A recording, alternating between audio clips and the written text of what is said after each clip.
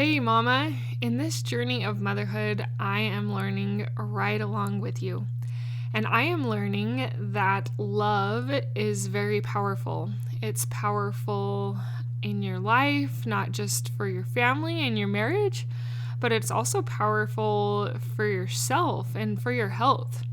I didn't realize how powerful love was until this last year, and I've kind of had a deep dive into love and learning to love better and to love more, to help me with my health, to help me in my family and my motherhood relationships, and to also help me in my marriage.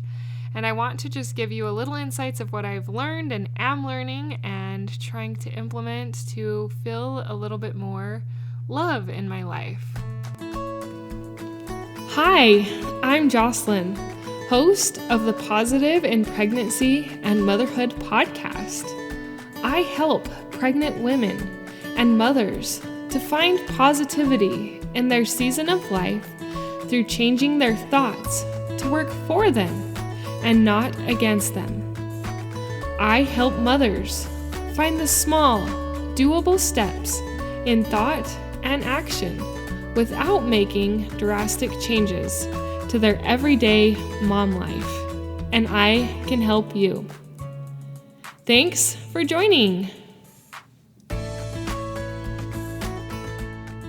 So I decided to try using a planner this year. I have never been a planner type of person. I mean, I've always had like a paper calendar on my wall, which I still have, but I decided to try an actual planner that some of the podcasters and other women have raved about how it has really helped them in their motherhood. So I decided to try one, and in the planner that I bought, she has a spot for you to kind of pick a focus for the month. And since February has Valentine's Day, and I also was married in February, it seemed like a great option to focus on love. And I also have been learning and studying a lot about love and the power of love. And so I want to share with you a little bit of what I've learned, and I might continue talking about this a little bit throughout this month as I focus on love. Maybe my podcast will take on that theme as well as my life. The first great commandment. So in Matthew 22:37 through 39, Jesus said unto him, Thou shalt love the Lord thy God with all thy heart, with all thy soul, and with all thy might. This is the first and great commandment. So love must be pretty important if it is the first and great commandment. It can be hard to slow down to take time to feel the love. I've been in that situation where you just get a little bit busy and occupied that you don't take time to feel love or to generate love. I am learning that love is kind of like faith. You have to nourish it and feed it and give it the right, Give it the right fertilizer. I guess we'll use the word fertilizer to help the love grow, to help it grow in your marriage, with your kids, and in your health and with yourself. So love is really important, and I have found its importance with learning to love myself so that I could hopefully help get rid of some health problems. I recently read a book called You Can Heal Your Life, and it's all about how a lot of our health problems stem from lack of love for ourselves. She kind of goes a little deeper than that into it, but I found it pretty fascinating that some of these problems can come because we don't love ourselves enough. And that if we would just take time and intentionality to love ourselves, then we could help heal some of our ailments. Now, she also says that it can't just be done alone. You have to incorporate diet with it. But it really resonated with me that I was feeling pretty put on the back burner. I was feeling resentful. I wasn't feeling fulfilled in my life or my motherhood until I realized a key element was missing, and that was the love. And so I know I've mentioned it in my podcast a lot over the last few months, but love is important, and I have been trying to look in the mirror at myself and tell myself that I love myself. I know I've encouraged you to do that, and I also have been trying to do that in my life because it is important.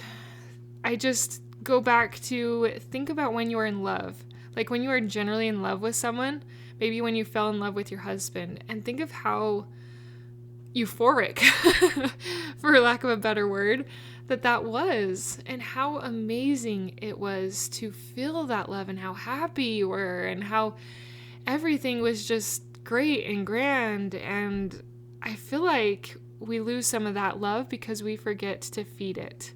Some of those emotions and feelings are there to help us fall in love, quote unquote. But we have to continually feed that love, and we have to feed that love for ourselves. For me, I found that as I've gotten older, in ways it's gotten a little bit harder to love myself because I find all the areas I'm lacking in and things that I don't do right, or overreacting to situations that really should not have, like I shouldn't have got upset about. And I kept and keep finding things that I have not to love about myself. So it really has taken intentionality to foster this love. I want to give you 3 ways, maybe 4, that you can feel more love, and that are simple exercises to help you find more love. So the first is that mirror exercise I told you about. Whenever you walk by a mirror in the bathroom, look into your eyes and say, "I love you." The next is, I want you to begin thinking about memories that you love, that just fill you with love, were such a good time for you in your life, a great season where you felt a lot of love. Let your mind think on these memories and dwell on them and feed that love, foster that love. Why were you so happy during that time? What made that time so unique and special and filled with that love? Is there a way that you can bring some of that love into your life and in your motherhood right now? The next one is to focus on people that you love. Now, I want to talk about children in this regard because sometimes our children can be a hard and a soft spot all at the same time. Sometimes our children are really difficult, and at some moments it's like, wow, I'm trying to feel the love, but this is really hard. And other times they do the cutest things or write you the cutest notes, and you just abundantly feel that love. I want you to try and feed the love that you feel. A simple way that I have found to feed the love I feel is to analyze my kids. Just watch them when they're doing something that they enjoy. Maybe it's they're writing something down or coloring a picture or doing a puzzle. The other day I watched one of my daughters do a puzzle. I just sat there and watched her for a minute. And it was really easy for me to feel love for that sweet little girl in that moment and feel overwhelming. Like, yes, this is what I'm supposed to be doing. I'm supposed to be helping and guiding her. And it was strong and it was powerful. And as you take time to have some of these moments, you can feel that strong feeling of love. And it can help propel you forward in love for your children, in love for your husband, and in love for yourself. I am cheering for you, Mama. I know that it's not easy to feel love when it feels like we're not doing all the things we should or are supposed to.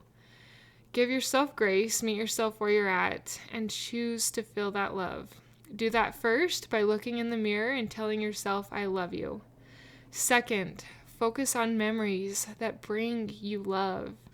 Third, focus on the people around you, your children and your husband, and the things they do that bring you love. You can do this. You can find more love, and it can help in your life and in your endeavors because it has helped significantly in mine over the last few months. I know you can do this. Thank you for listening. Thank you for sharing. And most of all, thank you for applying what you've learned into your life. Until next time. Thank you for being a part of the Positive in Pregnancy and Motherhood podcast, for listening, for sharing, and most of all, for applying these tools into your own life to improve your own happiness so that you can find your own better thoughts, for a better you, in a positive pregnancy, in losing that stubborn baby weight, and becoming the mom you desire to be, through taking small steps in thought and action to reach your goals. If you are a mother who has an inner desire to enjoy motherhood and pregnancy better, but you are having difficulty figuring it out, I can help you. I can help you find the small, doable steps without drastic changes to your everyday mom life. Reach out, let's connect, and let's see you move forward. My name is Jocelyn, and I thank you for listening. Until next time.